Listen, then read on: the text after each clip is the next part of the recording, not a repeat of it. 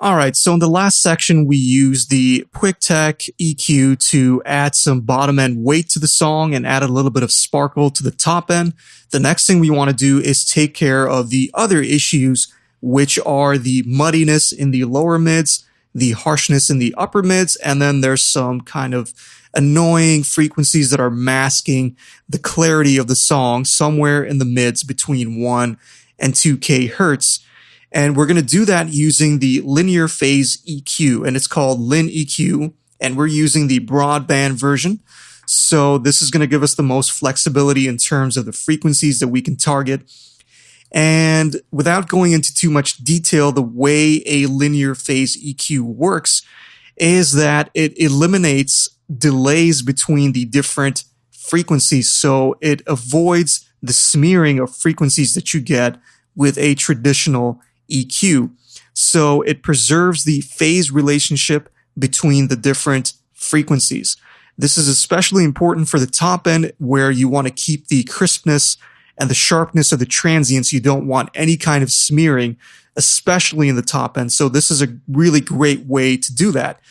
And so the way we're going to do this is, first of all, I want to turn the spectrum analyzer on, and I want to keep it in view as we listen, so that we kind of have an idea which frequencies to target. Now, usually the way I like to EQ, usually people tell you, grab a band, boost it, and look for the problem frequencies. I really don't like doing that. I do it the complete opposite. So I actually sweep a negative cut, and then when my ears take a break from a certain frequency, then I know that that frequency is a problem and I need to cut it.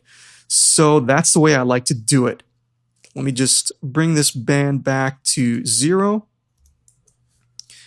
And we're going to go to a chorus section in the song where everything's playing, including the vocals. And I'm going to show you exactly how I go about EQing, especially for mastering.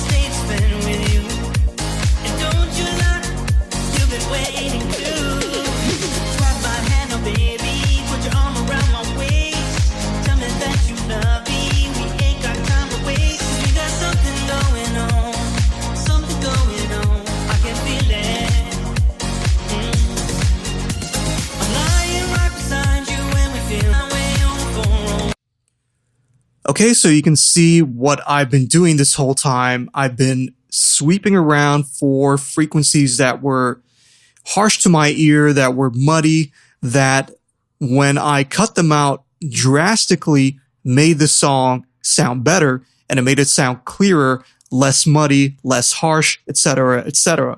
So this is a really great way to EQ. So you can see we haven't boosted anything on this EQ. We've only made cuts. So the first thing I did was I cut out the very, very bottom end. So I used this spectrum analyzer, and I can see that the lowest point where any useful frequencies were around 21 or 22 hertz. So I made the low cut there, and I turned the Q all the way up so that it is the sharpest cut possible. The second thing I did was I hunted for those muddy frequencies there, and I found that when I cut this frequency out drastically, it gave a lot more clarity to the song.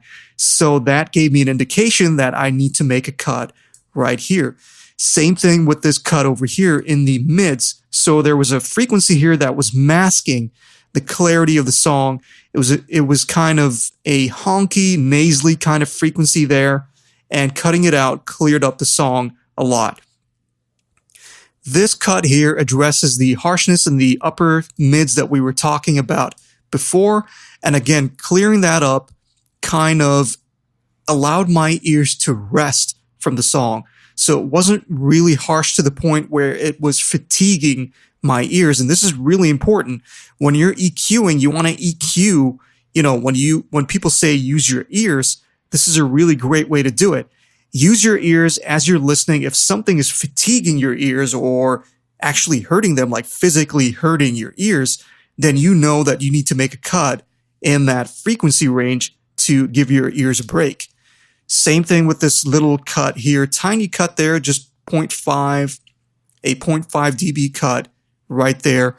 Again, I just found that getting rid of that just a little bit just gets rid of that top end harshness that we don't want, and it balances things out a little bit more. So let's compare before and after. I'm going to turn the EQ on and then off, and we can compare.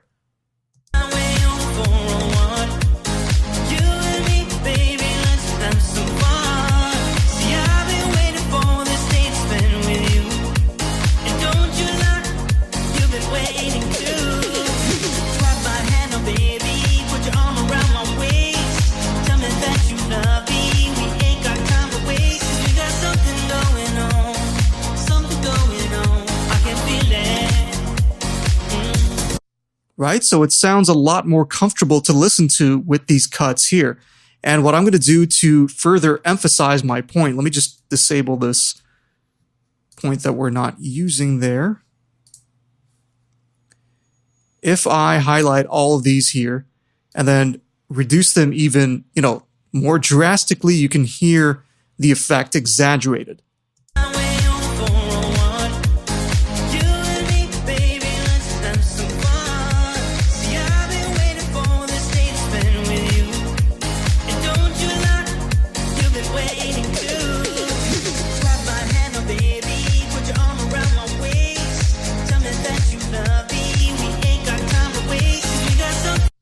Right? So that demonstrates the point. When you make these cuts, your ears take a break, the song clears up, and it sounds a lot better.